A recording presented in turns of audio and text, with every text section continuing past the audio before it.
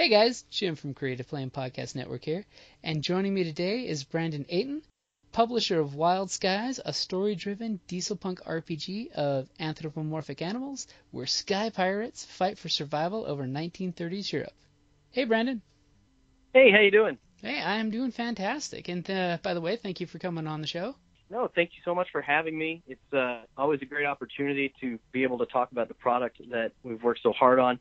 And I really appreciate your time.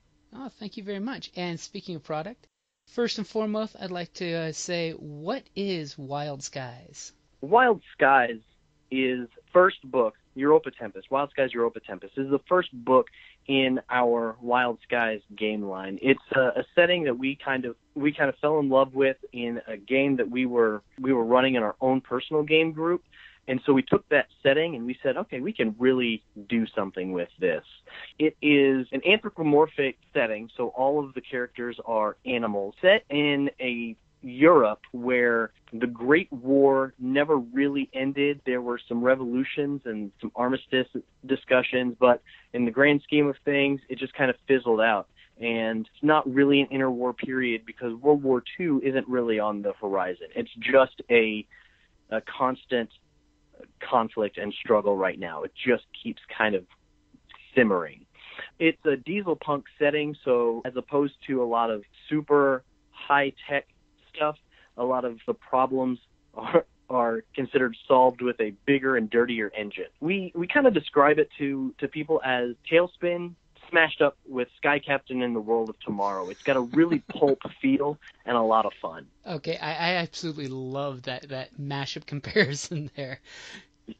Yeah, it's really, that's the feel we wanted to go for. You know, where in a pulp setting, you know, like you're reading an old comic book where, you know, here's a scientist with a ray gun. Like, what is a ray gun? I don't know, but you don't want to get hit by it. You know, it's that kind of stuff. You know, it just taking the fun nature of the pulp setting and kind of making it a little gritty and just having a lot of fun with it. I could see lots of aviator goggles with grease smeared on your face, you know. Yeah, really. And you know, the adding the anthropomorphic mix, you know, me and my partner and co-writer Matt, we grew up watching Tailspin when we were kids, and that was one of the things we always liked. And we're like, man, it'd be really cool to, now that we're older, we're well versed in, you know, the histories of that time period and these nations as they grew and fell and et cetera. And we should have some fun with this. And that's why we actually brought that into our initial game group, our initial setting, when we were just toying around with it. And it was so much fun that we said, I think other people would get a kick out of it. And we talked with a few people and gauged some interest. A lot of people we trust, we've been gaming with for a while, and other people in the industry. And we were pretty much told, like, how soon can you get this done? I want to play it. Oh, that's awesome.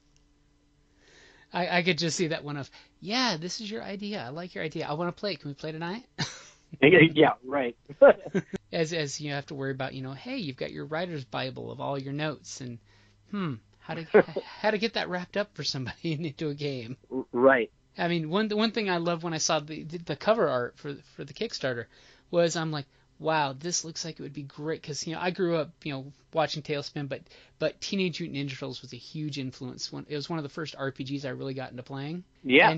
And I love the animal characters because you can just have so much fun with them. It's like one of the first back in the day groups that we played with. We played the Sparrows in the Teenage Mutant Ninja Turtle RPG from Palladium. Right.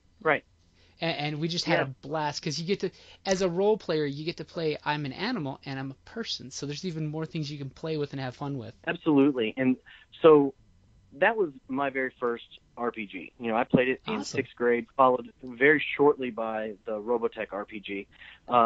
But the Teenage Mutant Ninja Turtles game was Teenage Mutant Ninja Turtles and Other Strangeness. That was my very first RPG. It's where I cut my teeth. And it stayed with me, and I really enjoyed that setting. As you said, you know, you get to play an animal, so you have these cool animal powers and whatever, but you also are a person. You have personhood. So there were a lot of questions that I always had growing up, and even playing that game, revisiting it later in life in high school and college, that I always had questions about that we actually kind of dive into in Wild Skies. For that one in particular, the question of personhood. In our setting, humans never existed. These aren't mutant animals. These are the people of the world. There's just a divergent path in the history and the evolutionary path, but in the setting, there are still chickens and pigs and other animals that are raised as livestock. And being called an animal is kind of an insult. It means you're dumb. You're not a person. There's no level of rational or intelligent thought in you. And so we have a great bit of art that was done by an artist named Mike Muma, and it's some foxes raiding a farm. So they're stealing chickens from this farm, and they're being chased by a horse and a cow. And in the farmyard, you see this hen feeding the chickens. She's out there in her dress and apron, dropping bird seed and feeding the chickens. And I'm like, that's exactly what would go on in this setting. There are animals that eat animals. Or there are characters that eat animals, and there's those who don't, stuff like that. So that's awesome. So there's actually the whole setup of evolution of the people versus the animals. Right. There are people, especially there's scientists in the setting that could go into more description of it, but effectively they share a common ancestor. They're not the same thing, but they might share an ancestor, kind of like in evolutionary biology, humans and apes have a common ancestor, but we're not the same thing. Mm-hmm. So it's that parallel. That's awesome. See, that was going to be one of my questions, is if there was also going to be humans in the setting. So since we do include in character creation a section that says, well, what if I just want to play this setting as humans? And you just skip the animal selection. We have over 40 animal types that you can pick from, and each one of those animal types itself is pretty general. Like we have raptor, but that covers eagles and falcons and hawks. And so if you want a specific kind of falcon, you can be that. But you would choose raptor, and you just build that into your character concept. But if you're interested in playing the setting, but you don't want to deal with all the animal abilities or anything, just skip that step. Boom, you're done. Awesome. That's one thing I do like as a game master is having that fluidity, so that way you can play with it to make the players have exactly what they want.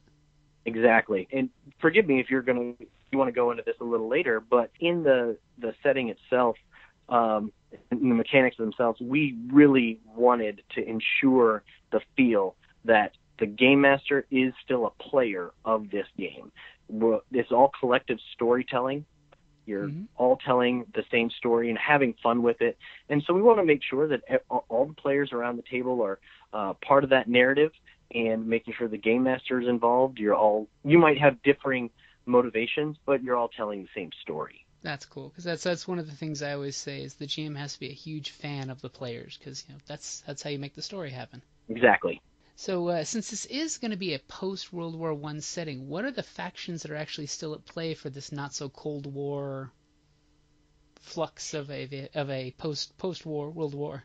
So since this is the first book, this is the main book, we had to choose somewhere, and we really liked being able to kind of discuss Europe a little bit. So Europe, there's still some of the same flavors of nations that you have out there during the rise to Second World War, but all of the politics have kind of influenced things slightly differently. We wanted to make sure that the alternate history, the divergence points, were all plausible given real-world politics. So if we look at Europe as a whole, we have the hegemony, which is England. It's the United Kingdom is pretty much this. They had a rebellion, and now they're in a pretty authoritarian state. We have the German Empire, where instead of falling into the state that led up to the rise of the Nazi movement in Germany, the Kaiser actually fled with a good portion of the Luftmarine, the Air Navy, and the German experiment kind of failed. and so they asked the Kaiser to return and run the nation. So the German Empire is actually a little larger, and it's still under that imperial state. The German Empire actually captured a lot of, part of Hungary, part of Austria, part of Poland. They grabbed a lot of stuff. And so when we look at the map, we actually have this little offshoot that goes over towards the Black Sea. The map looks drastically different than what a map of Europe right before World War II looks like, but Germany is still, they still have kind of an expansionist mindset. And so there are a lot of people in the setting that feel as though Germany is kind of the ones to watch right now. That's cool, because, it's just fun to sometimes have them as the bad guys, or the good guys, depending on what faction you play. Or the good guys. Well, and the things we also wanted to make sure to do was to show that in each one of these nation states, there are plenty of people who would be considered heroic or good guys. And there are also rebellious factions within them, people who might be taking their political aspirations a different way than what the main government is. And so we wanted to offer a lot of that world information, so players and game masters could really flex their imaginary muscle. That's cool. So that way they've got lots of, depending on, you could, because one thing I love about the setting that you've got is you could have one faction as one storyline, finish it, and then play the game from the other faction's point of view. Absolutely. Yeah. Well, and we also, to that effect, we kind of took something like that with France. In France, we have the French Social Republic, and we have the Republic of France. So these two nations have formed out of what was the original French ideal, and they, one's fascist and one's a republic. And they kind of have, as opposed to building the Maginot Line on the eastern part of France, they actually have a kind of a dividing border that runs east and west through the nation. Oh, wow. Yeah, and the other main area that we cover in the large portion of the book is the Russian Empire, where in that instance the Tsar pretty much just left. He went aboard his flying wings. He had this big flying palace and just left. And then all of the other factions, the Reds, the Whites, they're fighting amongst themselves in order to claim validity with the Tsar. So they may eventually meet up with the Tsar, refuel him, things like that, in order to gain his favor. So Tsarist Russia is still a thing, but you also have a wide array of political ideologies in that area. We have a number of minor nations too, and I say minor from size, scale, not necessarily minor in influence, around the nation. We have the Scandinavian Union. We talk about the Iberian Confederation and some warlords that are over there. There's one in the Pyrenees. It's this bull who is of Basque descent who pretty much controls the Pyrenees, and that's the Protectorate of Roland. The island of Malta is kind of its own little pirate haven. And we talk about the Ottoman Republic over where the Ottoman Empire is in Turkey. And so that was a lot of fun to kind of go in and say, all right, let's see how these would plausibly exist in our setting. So, that could be interesting too. Have you touched on the Americans, or?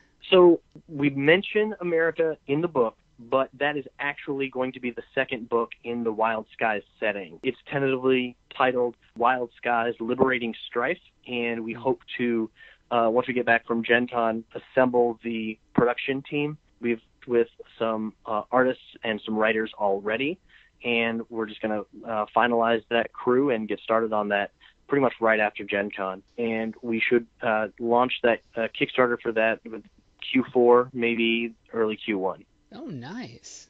Yeah. That'll definitely be a good addition to the group. So you did mention Gen Con. Let me ask, what other conventions do you guys plan to go to for this year, maybe next year? So we are members of the IGDN, which is the Indie Game Developers Network.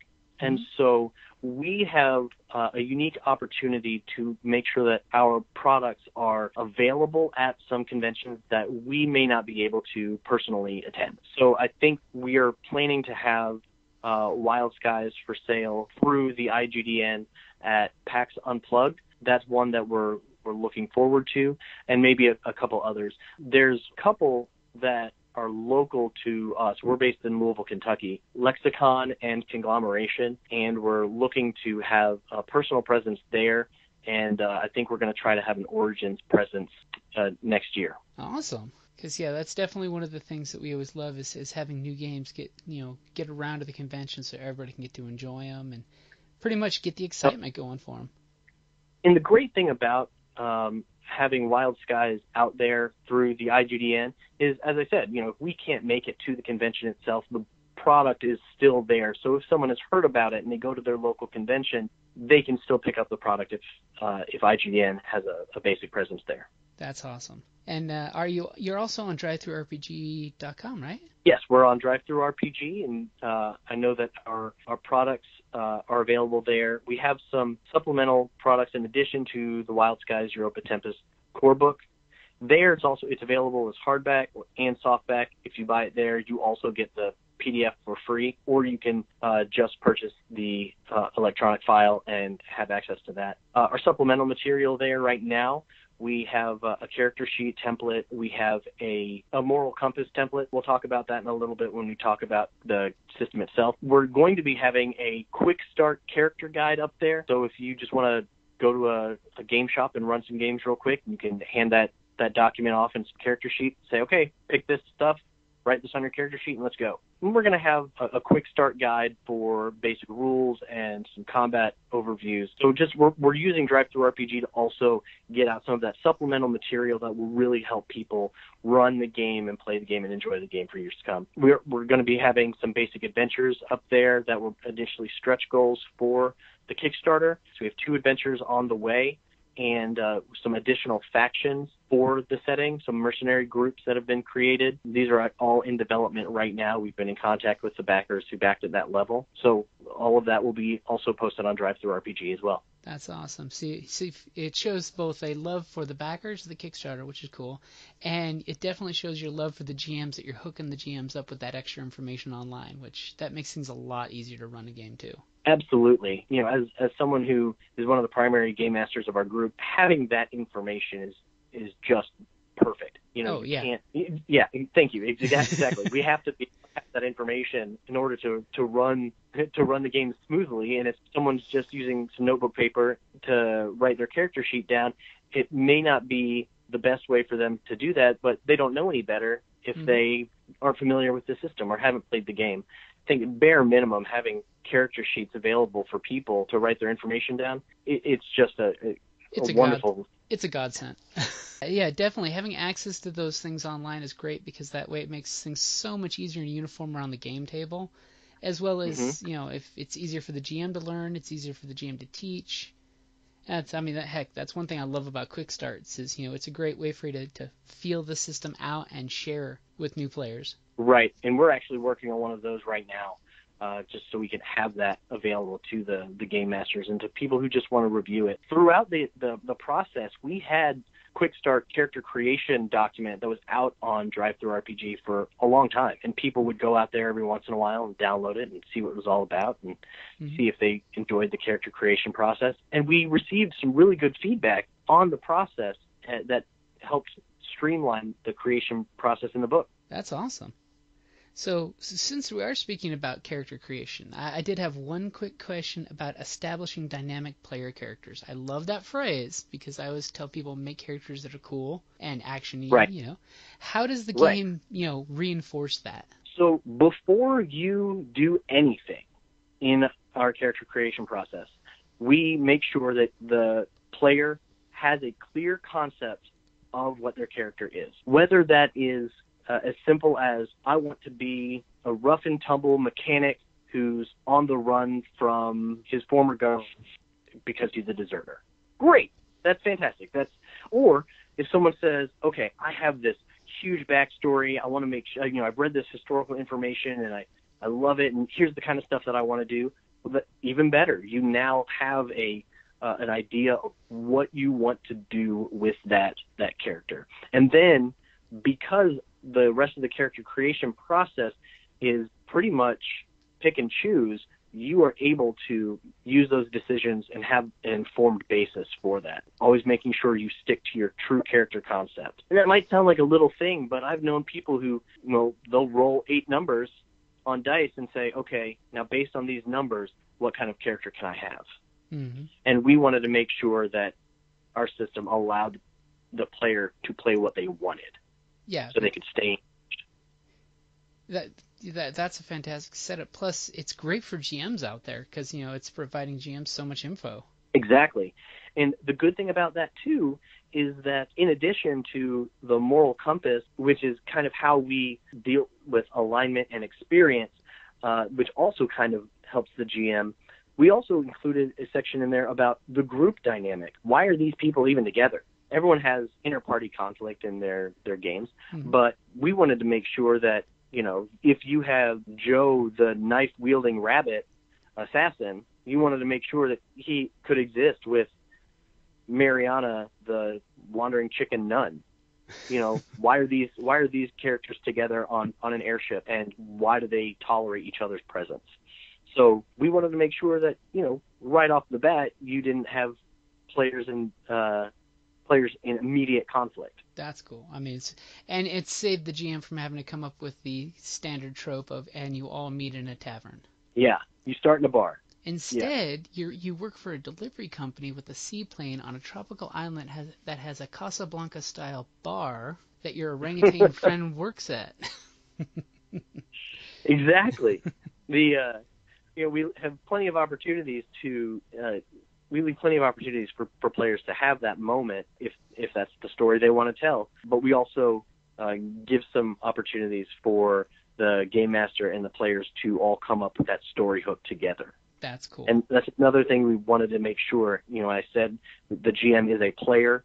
We always reinforce that the game master is also trying to enjoy himself. The players are trying to enjoy themselves. Mm-hmm. We want everyone to take part in that story. That's good, because cooperative storytelling is when the magic happens. When everyone's working together, the common goal, and then all of a sudden the GM's got some really good script that he's written up that surprises everyone, and that's when the magic happens. Yeah, absolutely. So you mentioned the compass. That's the alignment system, right?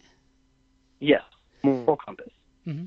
The entire system that we use for the game is called the compass system, but the moral compass itself is the combination of the experience system and the alignment system.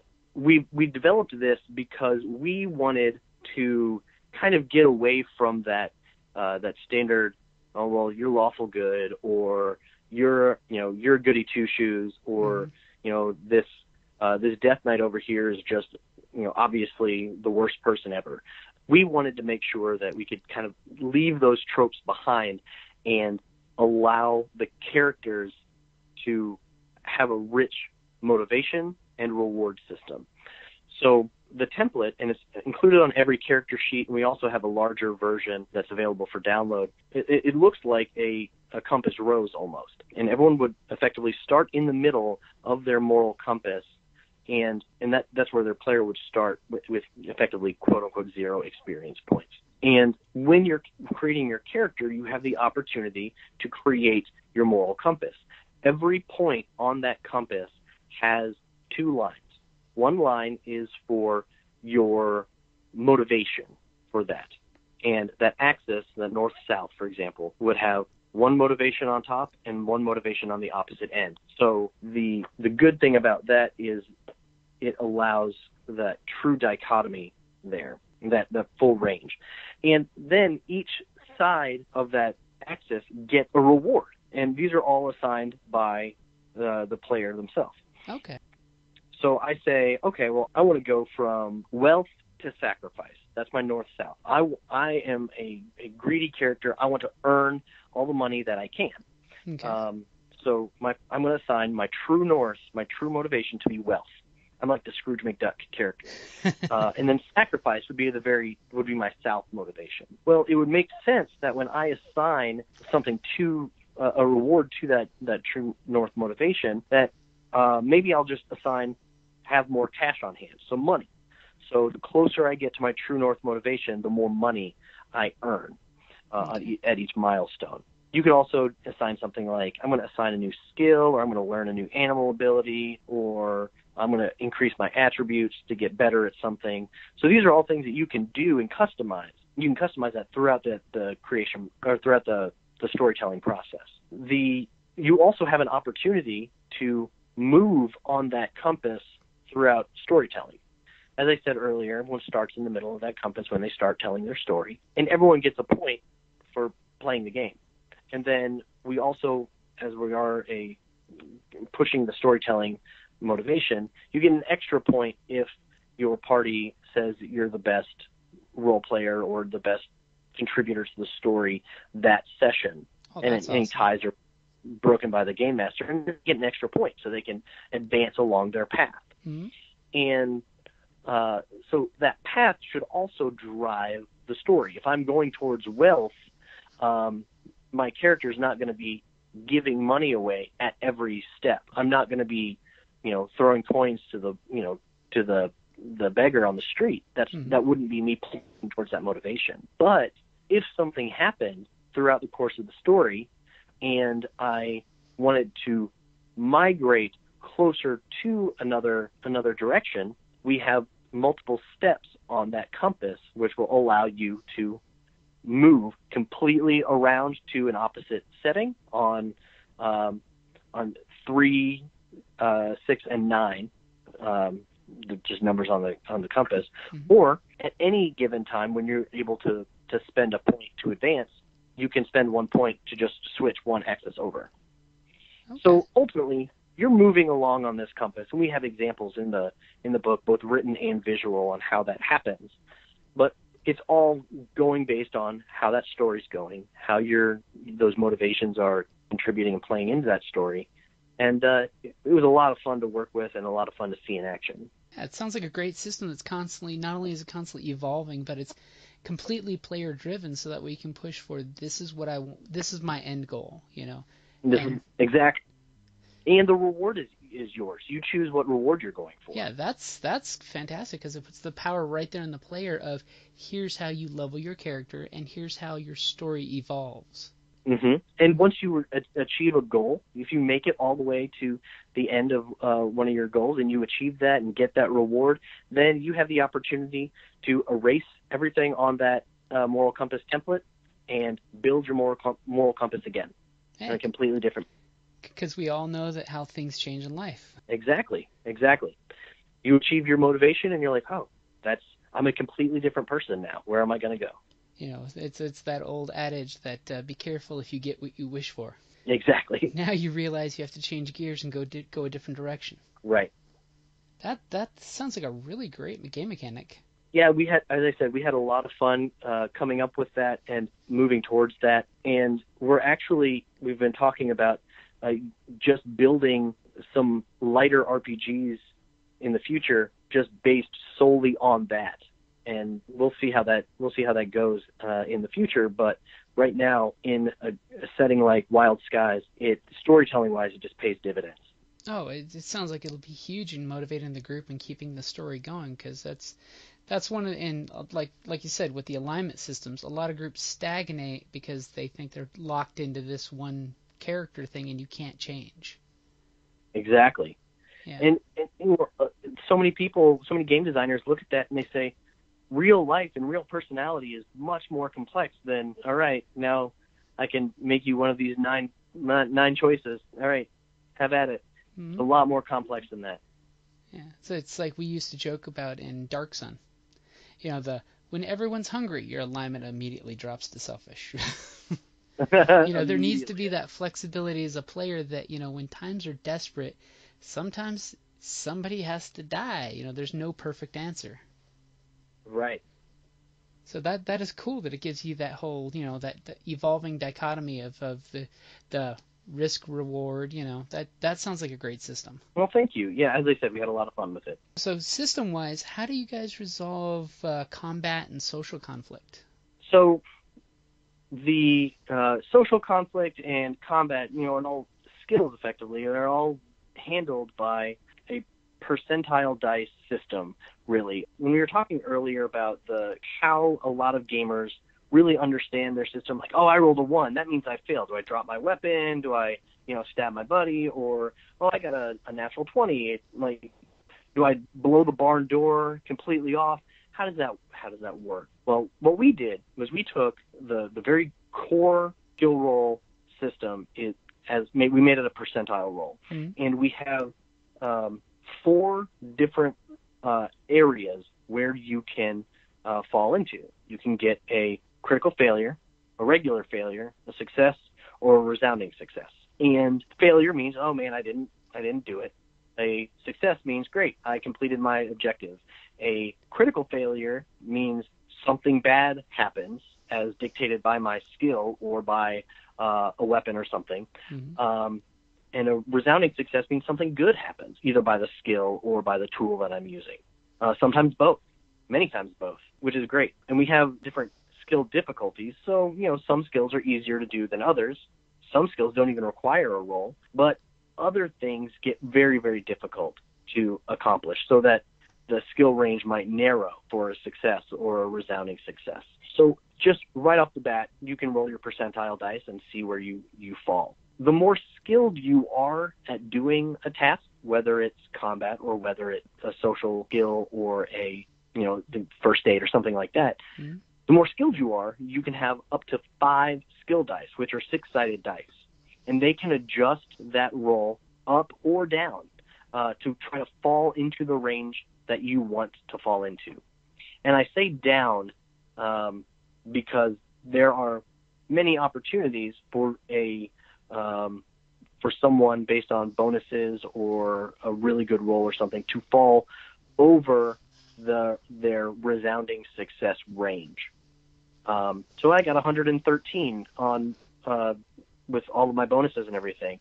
I need to try to move down into my resounding success range. You can say I'm going to roll my 3 skill dice to try to go lower and adjust that down. Okay. So it's really about accuracy than rolling a super high number. And we also allow for contested skills like combat or social skills. Other people can use their skill dice to affect your roll.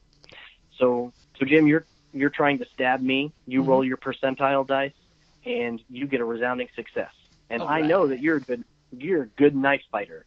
I don't want to get stabbed a lot by Jim. So let's say, Jim, you rolled your percentile dice, you get your resounding success, and you're going to hold on to any skill dice that you have because you don't need them.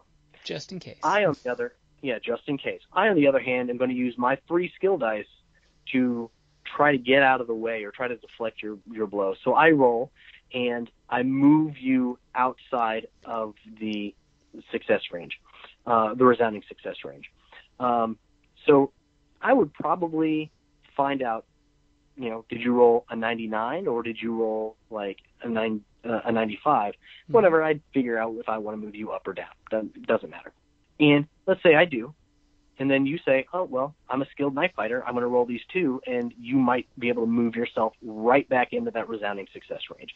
It still gives me an opportunity to have activeness there, but also it gives you an opportunity to show that you're skilled using your dice themselves rather than rolling your big dice pool all at once, all at the same time. You have that flexibility. That's awesome. The good thing about it, too, is, if you roll and you're like, whew, man, I just succeeded at that. That's good because I don't have any skill dice there. Well, I might have skill dice, and I can roll and make you fail. So your skill dice can also help you get out of a terrible situation if you roll a critical failure, which means your gun blows up or your engine is completely irreparable and you are stranded in the middle of the desert.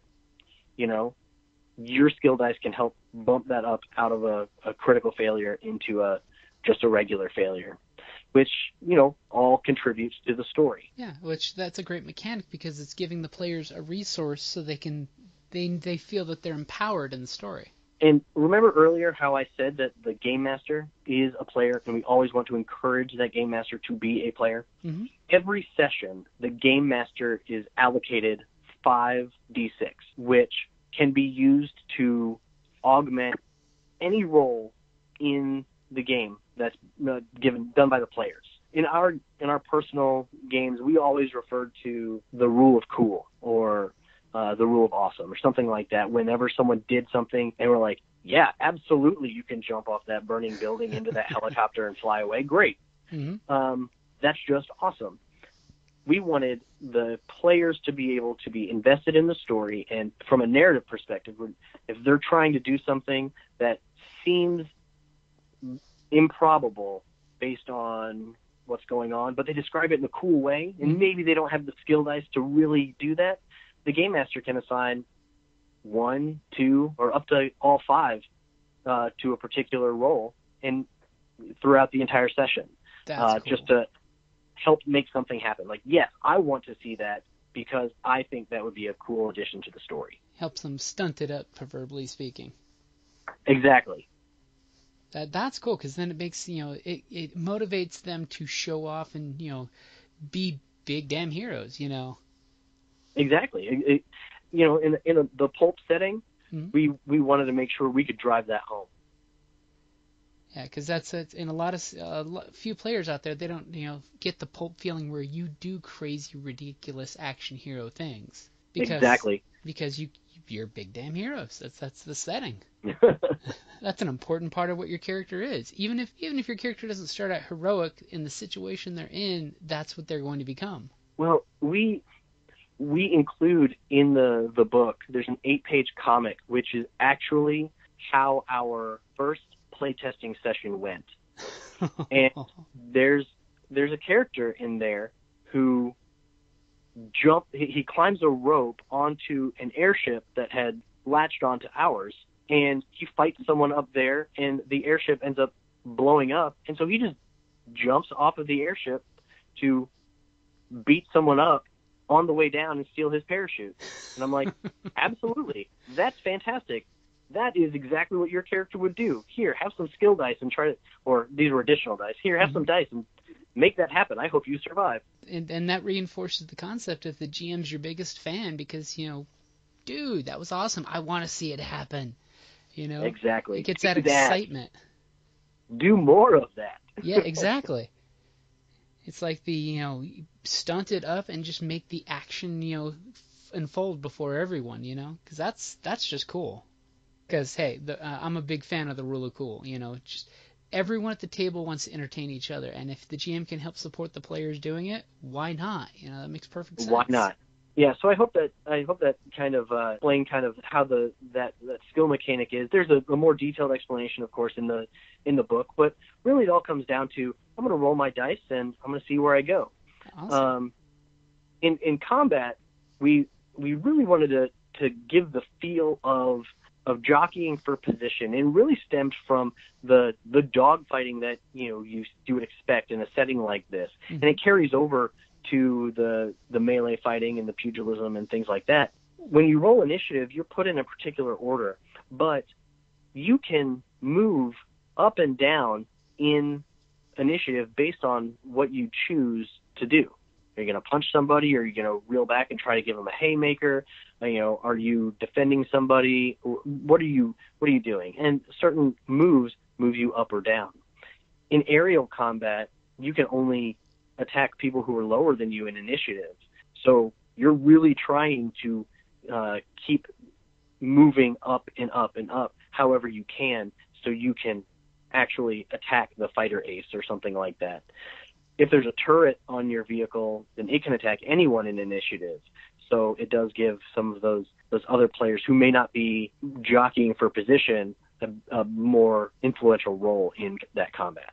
I could just see some awesome dogfighting going on against the evil Red Baron, who's a cardinal bird. Only to shoot him out of his plane and have him come flying after you with his machine gun. That's right. And he could. So that's the awesome thing with this kind of setting, and the energetic game mechanic is it motivates people to, why not try to do that? Okay, the guy's behind you, he's got initiative, he's shooting your plane out from underneath you. Take his plane. Take his plane, right? Do something else. It definitely sounds like you had fun designing the game mechanics, because this definitely sounds outside of the box, type of game mechanics. What was the best part of game design for you for this game?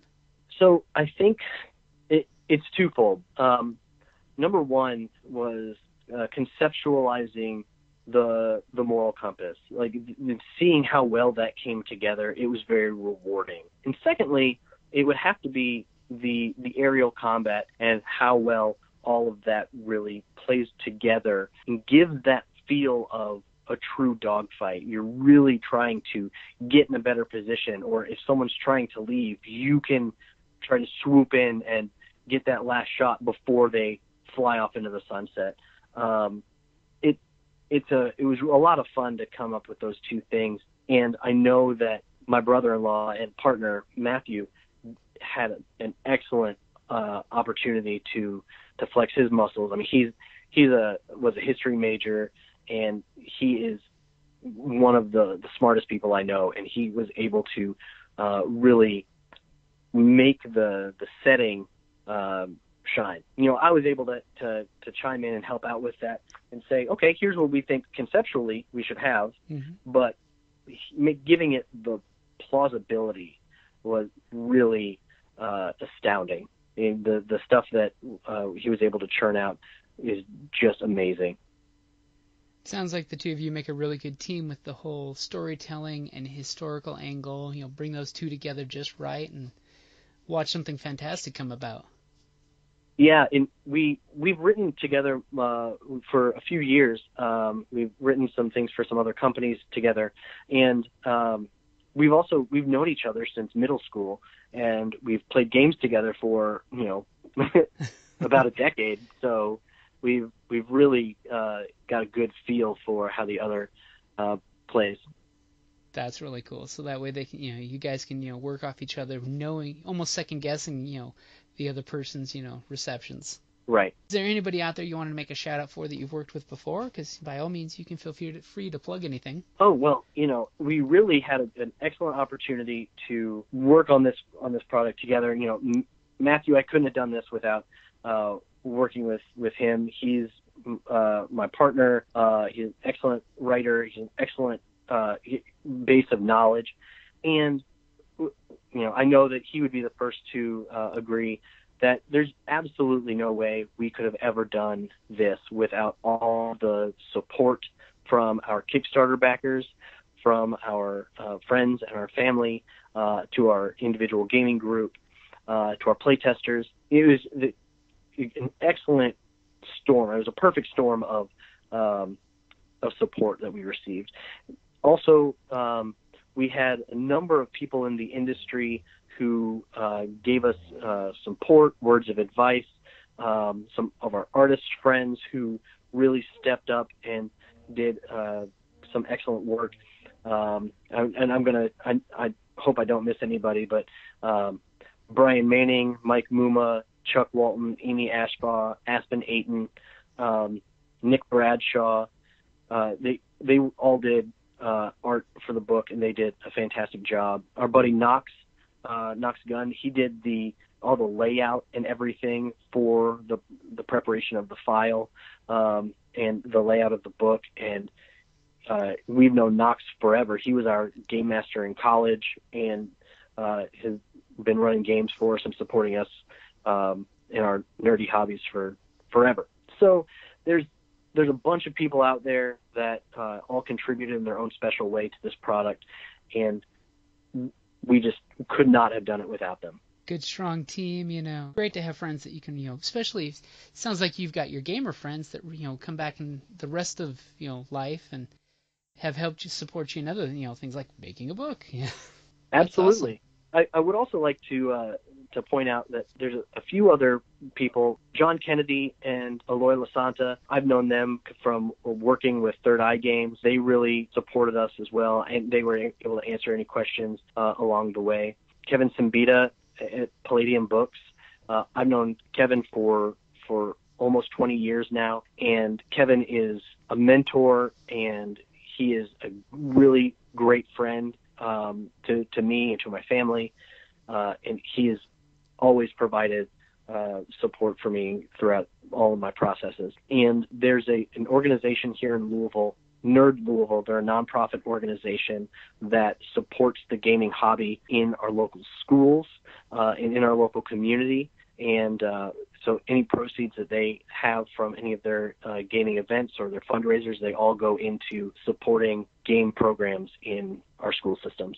So that's another great organization I'd like to shout out. That's a great organization. Yeah, it's because, say, getting kids into gaming for one, I joke with friends that if you get your kids into gaming, they'll never get into drugs because, they'll be broke. Yeah, that's true. But honestly, gaming teaches kids so many great skills in life. I mean, lots of math, writing, conceptualizing things, the actual, the truth and consequence, Getting kids to game is a huge thing that more people should do. And on top of that, it helps the hobby because, 20 years from now, that youngster that you're gaming with might be writing the next cool RPG that's out there, or writing a cool book, or helping support you. Well, my son is 4 years old, and he games with us. We play No Thank You Evil. Oh, that's a great one. Yeah, it's a great game. So we play that every once in a while. But he also has his own board games and everything, and he even comes up with his own games and says, "Daddy, let's play this game together."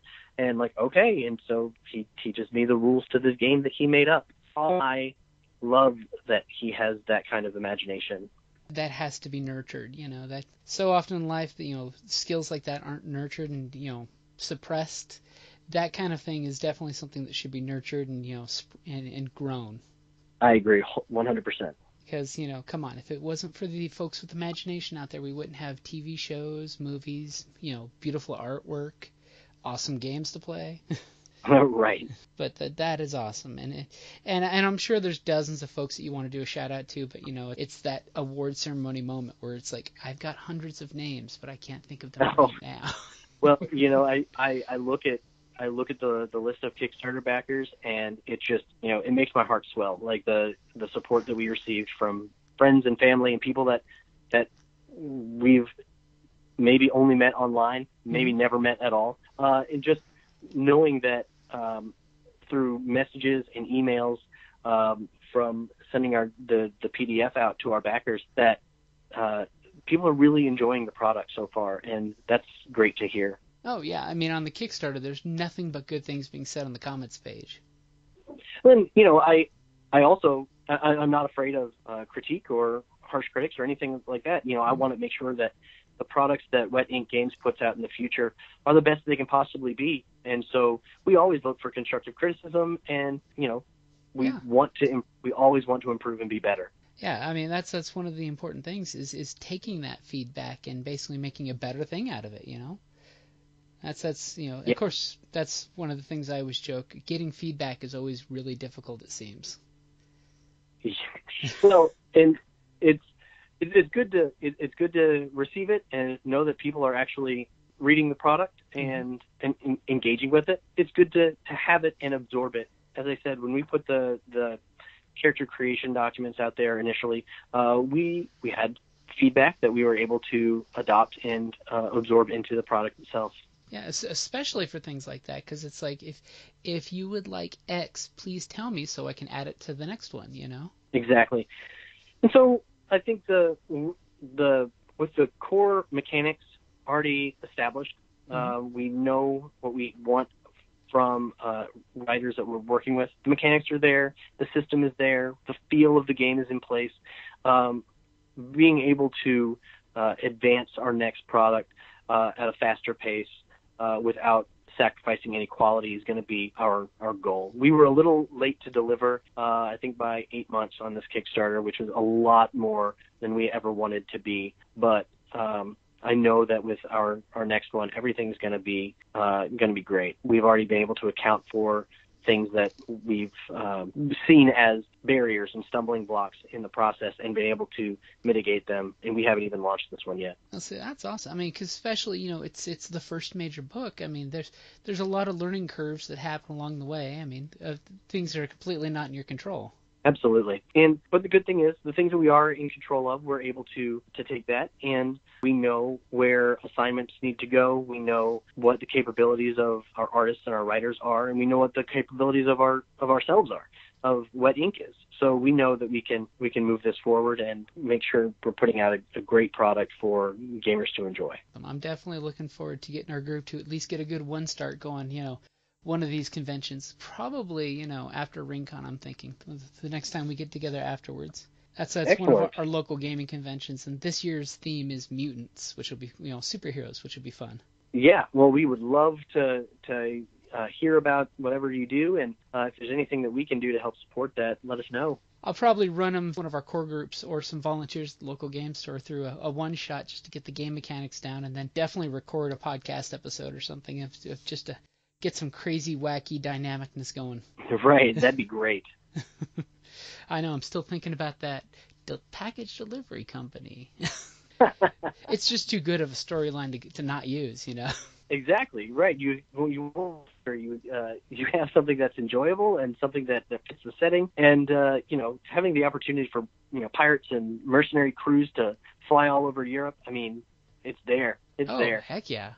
Trust me, that's the concept is one that you can go in so many different amazing directions on it. I mean, and you could even just do the hey, you're a free company from after the war. There's just so many storylines that you could use. Right. See, now I'm tempted, I should start writing down a couple one-page one-shots. I'm not going to stop you, I promise. So it is August. So, Brandon, something I was talking to you earlier about was the RPG a Day challenge. So I do have 3 questions for the next 3 days after this will be posted that I was going to ask you if you wanted to answer those. Okay, sure. So, for August the 8th, what is a good RPG for a session of 2 hours or less? Ooh, a good RPG for a session of 2 hours or less. I would probably say my go-to in that setting would be either Oh Thank You Evil, because I know that we as a group, playing with my kid, we've had a blast playing that game, or a streamlined version of Fiasco. That'd be a quick one-shot version. I know that sometimes getting that set up might take a little more than that, but if you're ready to play and you're playing with a good group, I think Fiasco would be some fun with. You had some fun with that. Oh heck yeah! We're planning at RingCon to do the superhero one that came in the newest Fiasco book, just for gigs. Oh, good. Just to see how bad things can go. So thank you. That was a hard question, by the way. That's one that I'm still deciding how I'm going to answer that, for myself. Oh yeah, there's so many, but I think those would be my go-to. Okay, so here's an equally hard question. August the 9th, what is a good RPG to play for about 10 sessions? Okay. So this one I have a pretty solid answer for. One of the people that I've written with before, his name is Taylor White. He's a horror writer, and he's just has a fantastic imagination. He recently ran us through a hack of Apocalypse World that he wrote himself called Lonely World. And Lonely World, I know, is available to purchase.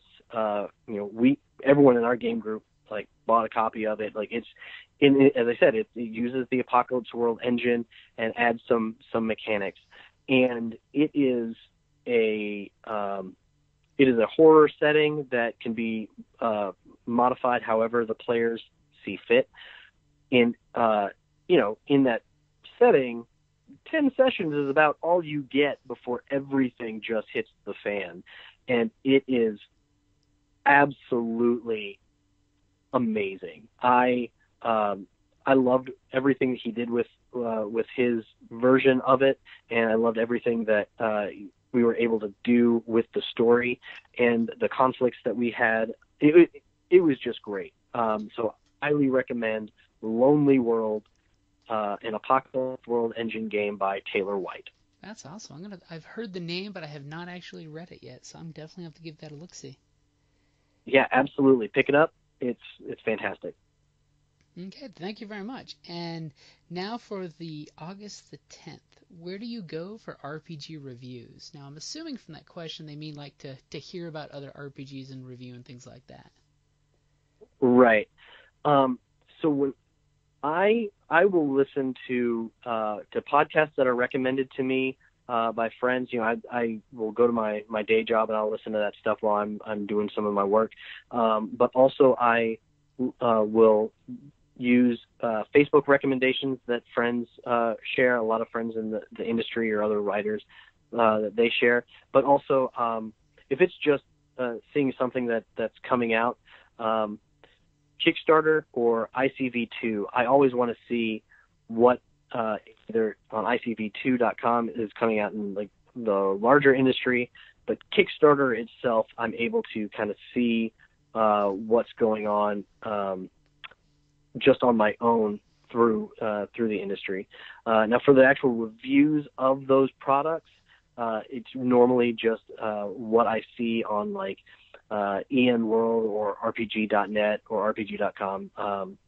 Those things I can go to. But normally it's just wherever I can find them in my social networks. Yeah, I agree on that one completely. Especially about the podcast, because that's one reason why we podcast. Is I used to listen to podcasts all the time when I was sitting at work doing data entry. Exactly. Crunching numbers and putting stuff in spreadsheets. Yeah. And listening to people play. Put it in your headphones. All right. It's been fantastic talking to you, and thank you very much. So, one last quick question, because on the Kickstarter there were a lot of great actual perks. For those who missed the Kickstarter, where can they get a hold of some of those perks? Well, most of the things in the Kickstarter were things that will be available on DriveThruRPG at some point, the adventures and the additional factions and things like that. We did add the 8-page comic, which is in the book itself, but there's also dice and art prints and things like that. And so we actually do have custom dice for the setting. And we do have one set which was a Kickstarter exclusive, but the other is just for our company and for our setting. So if anyone is interested and they missed the Kickstarter and they want to see if there's anything that's still available, feel free to reach out to me, Brandon Aten, at wetinkgames@gmail.com. So just shoot me an email. Say, Brandon, I heard you on the podcast. I just wanted to check out what was still available, or if there's something that you were specifically interested in, shoot me an email, and I'll get back to you as soon as possible. All right. I've got to say, Brandon, that's awesome that you're willing to give, just please reach out to me and I'll see what I can do. That's awesome. Well, no, I really do appreciate it. As I said, we couldn't have done this without our backers, and the only thing is we do have the exclusive, and that's, as I said, exclusive for our backers. Mm-hmm. And so, but other than that, everything else is available, and we have, shirts and dice, all kinds of stuff. The art prints turned out beautifully. So if you want anything like that, in addition to the awesome book, in my opinion, reach out to me and I'll get back. And the art prints that you've shown on the website are freaking gorgeous. Oh, thank you so much. And speaking of website, where can folks find you on the internet? We're in the process of building our page, but in the meantime, to stay abreast of any developments, any news, any reviews, anything like that, search for Wet Ink Games on Facebook, and we have a pretty large and active Facebook community. Awesome. And one question I have to slip in there that I forgot to ask earlier. Tell me about the barbarian rabbits. So there are three large areas and a number of smaller ones around Europe. They're called the Warrens. And, rabbits themselves, they breed like literal rabbits. So they're areas where there's just large populations of these rabbits that are either taking over the farmland or the region, or digging their own tunnel networks and things like that. And some are more barbarian and savage than others. Others are just, regular Joe rabbit. I work on this train and I'm doing a job feeding my, 90 kids. But there are others that are more savage and militaristic, that are just constantly at struggle with the local governments and are seen as a thorn in the side of the people around them. And on the cover, you actually see like probably the most savage versions of those rabbits. The majority of rabbits in Europe are completely civilized, or they keep to themselves in a warren that's more militaristic. So we give that option for game masters to fit where or what kind of rabbit they really want to have in that setting. Beware the Warren horde. Oh yeah, it can be bad. You go into a tunnel, it's almost like Alien. Yeah. Like, what do you mean they're in the room? We're not gonna last 10 minutes, man.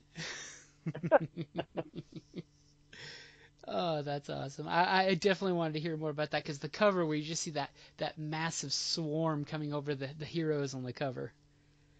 Oh yeah, I could see that being used. we had a lot of fun with that.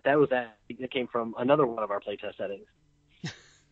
Well, Brandon, it's been great having you on the show, and by all means, you can come back anytime. I'm going to make sure in the show notes it's got all the links that we talked about posted, so that way it spreads the word. Fantastic. I would love to be back. And yeah, as I said, I'd love to be back, and we'll be able to talk about additional products and additional game lines in the future. Oh, heck yeah. And of course, we'll keep Facebooking each other, and Facebook on the website for you guys, so that way, everybody else can hear the awesomeness that is the Wild Skies Europa Tempest. Because it's going to be a fun game. I mean, it's one of those, I've been telling my players about it, and pretty much like I told you when we were talking on Facebook the other day, it's like my old Teenage Mutant Ninja Turtle group. It's they're interested in finding out just how awesome this game is, so they're going to be finding out soon. Isn't that great? I can't wait to hear all about it. All right, and like always, guys, it's been a pleasure talking to you, and it's been a pleasure sharing this with everybody at home, and thank you for listening. Thank you. Hi, this is Kelly, aka Trixie from Ragnarok and Roll, a Scion to Ragnarok story, and Tilda Wimblewick from D&D Journey of the 5th Edition. First off, I would just like to say thank you to everyone for listening to our varied adventures, as well as for rating us on iTunes and rpgpodcast.com. If you haven't rated us yet, we would greatly appreciate it if you could. And if you're looking for more ways to support our efforts, we are now on Patreon, a great site where you can help us continue making more podcasts, as well as some special surprises for our patrons. If you can, please look us up at www.patreon.com/cppn. Every little bit helps. And again, thank you for listening.